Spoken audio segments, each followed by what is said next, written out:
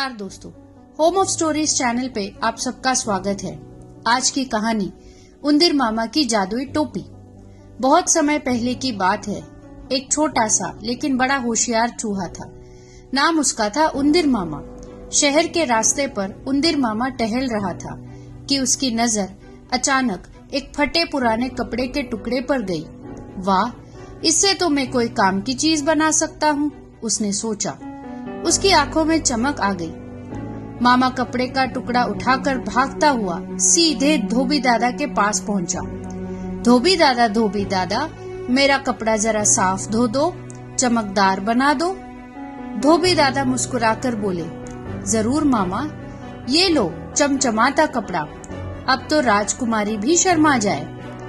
चूहा मामा अपना साफ सुथरा कपड़ा लेकर पहुंचा शिम्पी दादा के पास। शिम्पी दादा, बनाओ तो एक दमदार टोपी, वो भी रंग बिरंगी गोंदों वाली। ऐसी टोपी किसी राजा के पास भी न हो। शिम्पी ने पूरे स्टाइल में सुई चलाती धागा घुमाया और तैयार हो गई शानदार टोपी।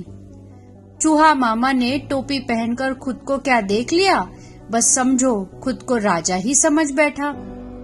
अब मामा ने टोपी पहन ली, हाथ में ढोल ले लिया और गाते गाते पूरे गांव में घूमने लगा। राजा की टोपी से मेरी टोपी है सबसे प्यारी, सबसे भारी। डुम डुम डुमक, डुम डुम डुमक। लोग हंसने लगे, बच्चे तालियां बजाने लगे। मामा तो गाने में और मगन हो गया। जब उंदीर मामा अपनी चमचमाती टोपी पहनकर ढोल बजाते हुए पूरे गांव में घूमता और सबको गाने सुनाता, राजा की टोपी से मेरी टोपी बढ़िया, डुम डुम डुमक, डुम डुम डुमक, तो बच्चों की भीड़ जुट जाती, बूढ़े भी हंसने लगते और कहीं न कहीं यह आवाज सीधी राजा साहब के कानों तक पहुंच जाती। राजा को बड़ा अजीब लगा। अरे, कौन मेरा मुकाबला कर सकता है टोपी में? फौरन हुक्म हुआ, उस चूहे को उसकी टोपी समेत पकड़ कर लाओ। सिपाही दौड़े, डुम डुम डुमक करते उंदीर मामा को उठा लाए। दरबार में सन्नाटा। सबको इंतजार था कि अब राजसी गुस्सा फटेगा। राजा ने टोपी छीन ली और सिर पर रखते ही झल्लाए, ये क्या, इतनी हल्की टोपी, इसमें तो मेरा तज सिर भी नहीं समाता। पूरा दरबार हंसी से लोटपोट हो गया। उंदीर मामा बोला, राजा भिखारी, मेरी टोपी ले ली, डुम डुम डुमक, डुम डुम डुमक। राजा का चेहरा लाल हो गया। खींचकर उसने टोपी उंदीर मामा की ओर फेंक दी और बोला, ले जाओ अपनी टोपी। मामा ने टोपी पहनकर गोल गोल घूमते हुए नाचना शुरू कर दिया और अपने ही ढोल की धुन पर गाने लगा।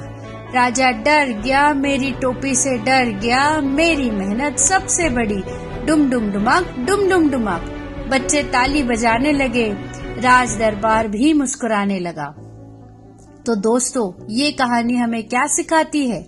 ये कहानी हमें सिखाती है कि असली ताकत ताकतवर दिखने में नहीं, बल्कि समझदारी और बुद्धिमानी में होती है।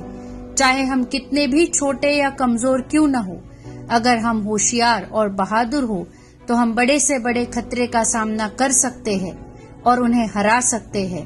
हमें कभी भी अपने आप को छोटा नहीं समझना चाहिए। सही सोच, धैर्य और साहस से हर मुश्किल आसान हो जाती है।